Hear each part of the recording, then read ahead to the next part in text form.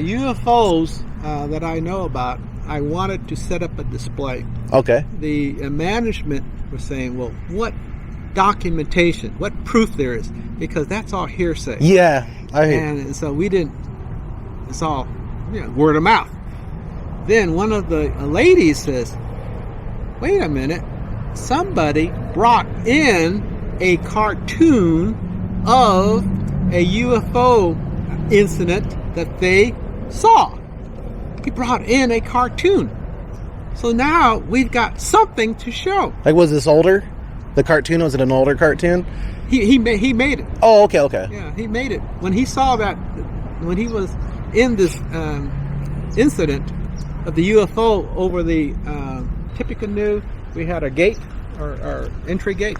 So the UFO was up above. And so he saw it. Okay. So, and he made a cartoon about it. Oh, cool. So I said, we've got something, physical.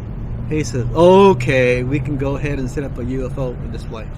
Is this a copy of it or the real one? That's the real one. That's what he drew after that incident. And so we've got 5 incidents that we've got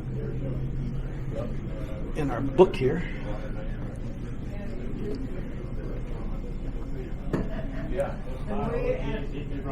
Do you know the date this was drawn? He's got... Oh, right there, 2013, okay. So that particular incident there was from 1977. Oh, okay. 1977, they had this program on base where they would have summer jobs for the high school kids. Mm-hmm. So his mom brought him on base, and at the gate, his mom saw this UFO above the gate, and the security guard at the gate was on his radio calling it in. And so when they approached the gate, the guard told the people to get on as fast as you can. He didn't even check IDs. Just move on. And then when they turned around to look at it again, it was gone. So it was just a short. And obviously, being an airport, you would think that would be something everyone knows about that's going on, like air traffic and stuff, right?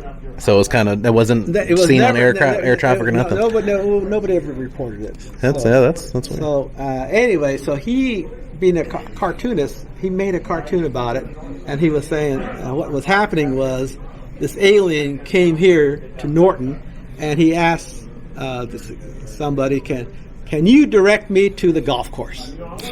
And so that was a nice little cartoon. And the big one was back in '68 when we had this UFO, and mainly was spotted in Redlands.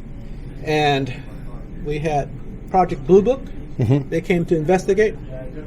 So their conclusion was the people that saw this were civilians.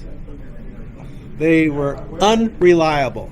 They're not Air Force pilots, not Air Force air traffic controllers.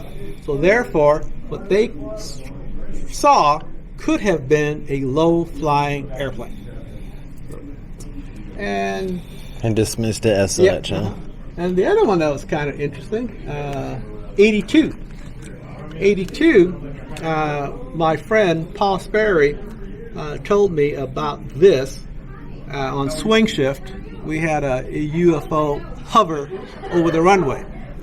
So they closed the flight line, they closed the airport, they closed the base to traffic because of that UFO. So it was noticed by multiple people then at that point, yeah. And so we called air traffic control and asked them, do you see what we see out here? They said, yes, but no one will believe us. Okay? After a period, and the security police went out there and just set a perimeter. Now, if you remember Mildenhall? Mildenhall security police went out to the UFO that was in the forest, and they actually touched it. Okay? Our guys didn't do that. They just set up a perimeter and didn't get any closer than that. Okay, so after a while, the runway is closed, and they said, we can't have that forever. Mm-hmm. Yeah, so they called it March and sent up a couple fighters to chase it. So they came up slow on the east side, and then the UFO moved, and then they went on afterburner and just chased it away. So after that, security police went out and confiscated all pictures. All right. So that was posted on Facebook. All right, and about that incident, and then this lady Kathy says, I heard about it. My roommate in the barracks was the air traffic controller that day. Okay? Mm-hmm. And I told Kathy, I told her what we called the air traffic controller about it. Mm-hmm. And this other gal, Bridget, posted, Kathy, I was an air traffic controller at Norton during this time frame. I'm curious, who was your roommate? And Kathy tells Bridget her name was, we called her Dottie or Dorothy Filbert, if I'm spelling her last name correctly. So the air traffic controllers were told, do not discuss this. So this other air traffic did. And that was a random occurrence of like people just confirming, the know-abouts of it, huh? You do not talk about it. So I asked my friend Steve Nicholas from Combat Camera about this incident. Are you familiar with Combat Camera? No. They're audiovisual for the base. Oh, okay. They're the ones that take pictures and videos. Okay. All right. I asked him about it. All right. And he said, first he denied it, rumors, propaganda. And I said, wait a minute. Our friend Paul told me about it. And he says, yeah, we've got video. So evidently, the base had video cameras, for surveillance. Yes. And he saw the videos.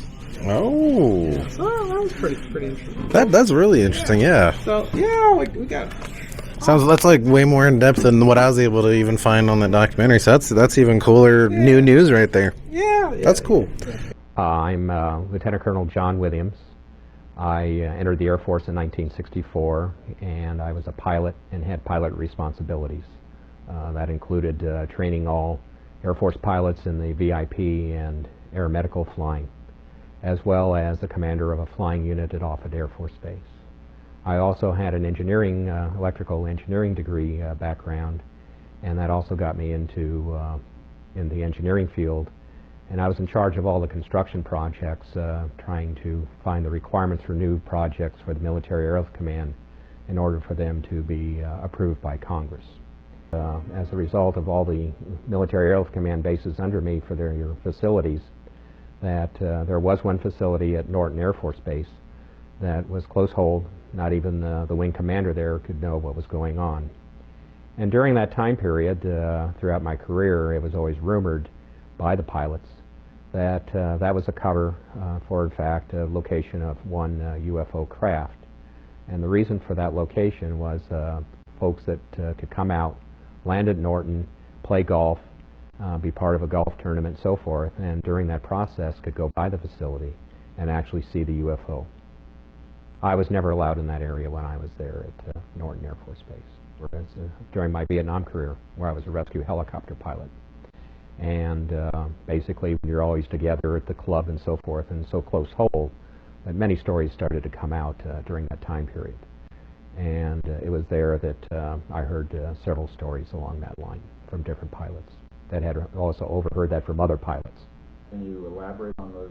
What is that you've heard of it? Basically, that's all we was known, because it was so close hold, was the fact that this facility did contain a UFO, and that was about all that could be said. This time period would have been in 1969 to 1970 when I heard that rumor first, and validated that that the facility did in fact exist in 1982 time period. You were able to validate that it existed? That's correct, because I was responsible for that base facilities from 1981 to 82. And what kind of VIPs would be flown in and out of there that might have? It can actually be senators. In fact, it's my understanding that Bob Dole was at that facility. It's also possible that back in the early 50s that Eisenhower actually visited that facility.